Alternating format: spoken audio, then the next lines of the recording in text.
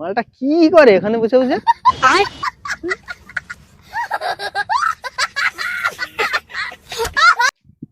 দাদা, হ্যাঁ দাদা বলো। দাদা তুমি এখানে বসে বসে কি করো তখন দিয়া? এই কি করছি বলতে, সে দাদা বালি কিনছিল। আচ্ছা, বালি তো না দাদা, পুরো সোনা। তা সে রাস্তায় পড়ে আছে, তো সে ঝাঁটা দিয়ে ঝাঁটি নিয়েছি, ঠিক আছে। তারপরেও তো রয়ে গেছে। এই দূরবীন দিয়ে দেখছি মাল কোথায় আটকে আছে, বুঝলে? অনেক দাম।